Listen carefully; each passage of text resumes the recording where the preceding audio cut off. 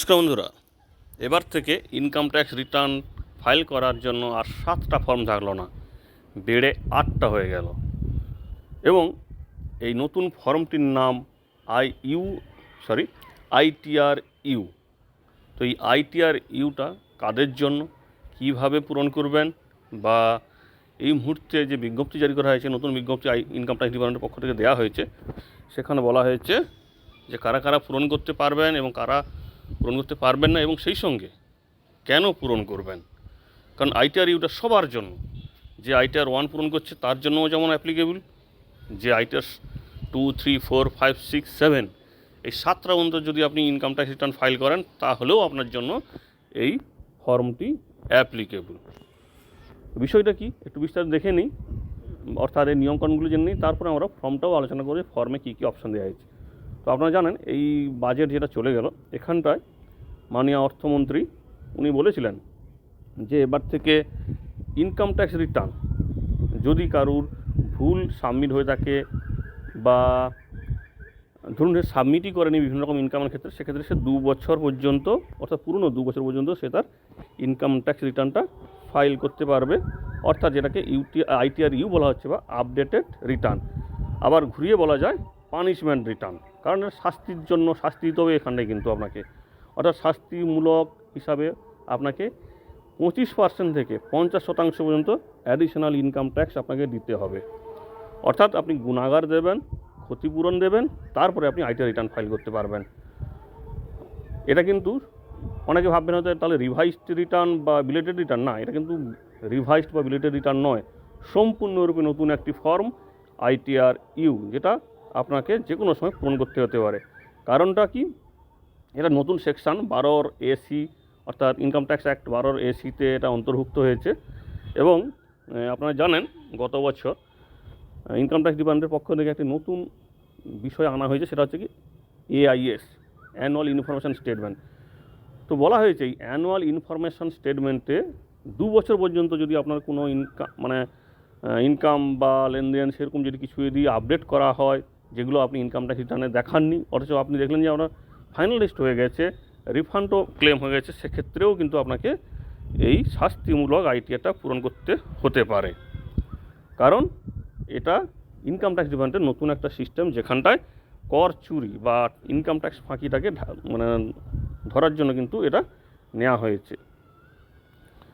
তো আপনার যদি এইরকম কোনো কেস হয়ে থাকে তাহলে আপনাও কিন্তু এই আইটিআর 1 বা আইটিআর ইউ আপনাকে পূরণ করতে হতে পারে। তো এবার দেখে নিই কারা কারা এটা পূরণ করতে পারবেন। যদি আপনি ধরুন পূরণ করেছেন কিন্তু আপনার কিছু ভুল আছে, সেক্ষেত্রে আপনি এটাকে পূরণ করতে পারবেন। তার শর্ত কী কী? ধরুন ব্যবসা বা অন্য সূত্র থেকে হওয়া ক্ষতিকে আপনি নতুন করে নথিভুক্ত করতে নতুন করে কিন্তু এখানটায় নথিভুক্ত করতে পারবেন, অর্থাৎ নতুন করে আপনি ইনক্লুড করতে পারবেন না। ট্যাক্স লায়াবিলিটি পূর্বের রিটার্নের থেকে কম করে কেউ দেখাতে পারবেন না, অর্থাৎ পরিষ্কার বলা যায় আপনার যদি ট্যাক্স বেশি হয়, ট্যাক্স দিতে হয়, সেক্ষেত্রে আপনি এটা পূরণ করতে পারবেন। ধরুন আপনি আপনার রিফান্ড ক্লেম করবেন, অর্থাৎ ইনকাম ট্যাক্স কম দেখাবেন, সেক্ষেত্রে কিন্তু এটা আপনি কোনোভাবে পারেন, অর্থাৎ সরকার নেবে, সরকার কিন্তু আপনাকে ঘুরিয়ে দেবে না।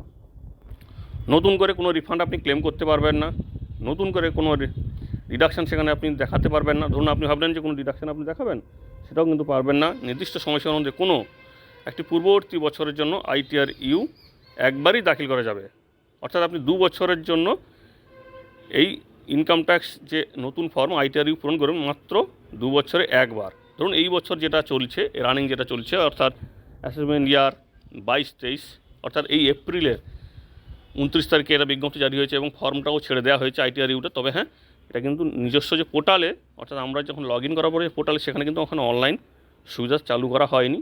আর এই সময় দাঁড়িয়ে, অর্থাৎ এই তারিখে দাঁড়িয়ে বলা যায় আপনি বিগত যে দুটো আর্থিক বর্ষ চলে গেছে বা অ্যাসেসমেন্ট ইয়ার চলে গেছে, 20-21 বা 21-22, এই দুটো বছরে যদি আপনার কিছু ভুল হয়ে থাকে, বা আপনার যদি কোনো এই রকম যদি যেগুলো বললাম সেই রকম যদি কিছু হয়ে থাকে, তাহলে আপনি এটা পূরণ করতে পারবেন, অর্থাৎ আইটিআর ইউটা পূরণ করতে পারবেন, এবং আপনি আপনার জরিমানা থেকে বাঁচতে পারবেন বা কোনো আইনি সমস্যা থেকে বাঁচতে পারবেন। তো অনেকেই বলবেন কেন আমি আর পূরণ করবো, আমার তো ফাইনালিস্ট হয়ে গেছে। না, যদি আপনি না করেন, ইনকাম ট্যাক্স ডিপার্টমেন্ট যদি এটা দেখে যে আপনি ভুল ইনফরমেশন দিয়েছেন, ভুল ডিডাকশান দেখিয়েছেন, ভুল ট্যাক্স ছাড় নিয়েছেন, সেক্ষেত্রে কিন্তু আপনার বিরুদ্ধে কড়া নিয়মে অর্থাৎ আয়কর আইনের যে শাস্তি বা যা যা কঠোর আইন আছে সবই কিন্তু আপনার বিরুদ্ধে অ্যাপ্লিকেবল করা হবে।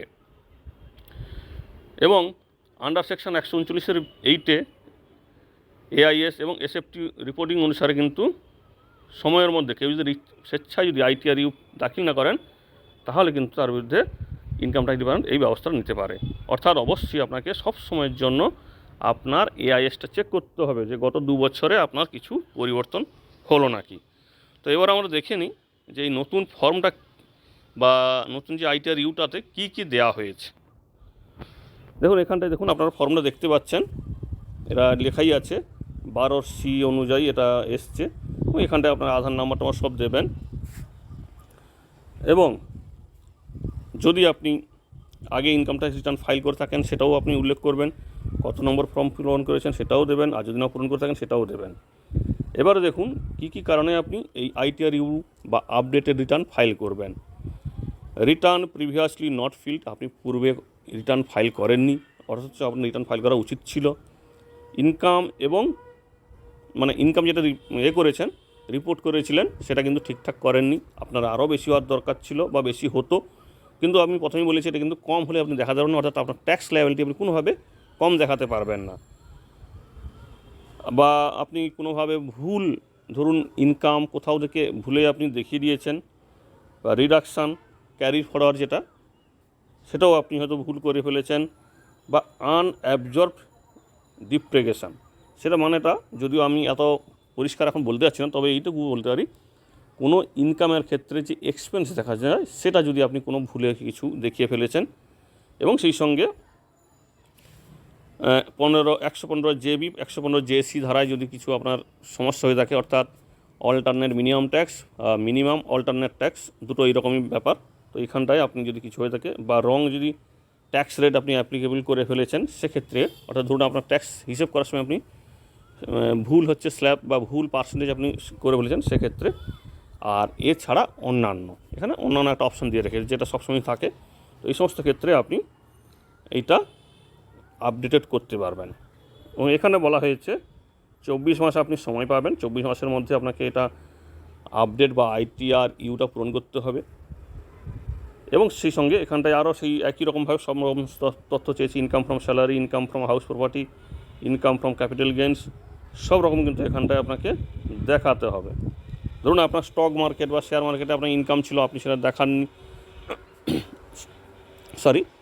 তো এইরকম যে বিভিন্ন যে ক্ষেত্রগুলো থাকে সেগুলো আপনি এখানটায়, অর্থাৎ পরিষ্কারভাবে বলতে গেলে আপনার কোনোভাবে ট্যাক্স কম দেওয়া হয়েছে, সেই ট্যাক্সটা আপনাকে দিতে হবে, সে যেভাবেই হোক না কেন, কিন্তু কোনোভাবে আপনি ট্যাক্স কম দেখাতে পারবেন না বা রিফান্ডের দাবি করতে পারেন। পরিষ্কারভাবে এটা বলা যায়, আপনাকে দেওয়ার হলে মানে আপনি যদি সরকারকে দেওয়ার থাকে বা আপনার যদি টাকা বা ইনকাম ট্যাক্স আয়কর দপ্তরকে দেওয়ার থাকে, তাহলে আপনাকে এটা পূরণ করতে হবে। আর যদি না দেওয়ার থাকে তাহলে আপনি পূরণ করতে পারেন না। তবে হ্যাঁ, তার জন্য কিছু শর্ত আছে যেগুলো আমরা বললাম। এই হচ্ছে এই আইটিআর ইউ সংক্রান্ত গুরুত্বপূর্ণ কয়েকটি তথ্য। আশা করি আপনাদেরও ওই তথ্যগুলো ভালো লাগবে এবং কাজে লাগবে। যদি ভালো লাগে তাহলে প্লিজ ভিডিওকে লাইক ও কমেন্ট করবেন, এবং সেই সঙ্গে অবশ্যই মাঝে মধ্যে আপনার এআইএসটা চেক করে রাখুন, যাতে সেখানটায় কোনোভাবে কোনো ইনকাম যদি আপডেট হয়ে থাকে তাতে আপনার কোনো সমস্যা না হয়। ধন্যবাদ। সবাই সুস্থ থাকবেন, খুশি থাকবেন এবং সজাগ থাকবেন।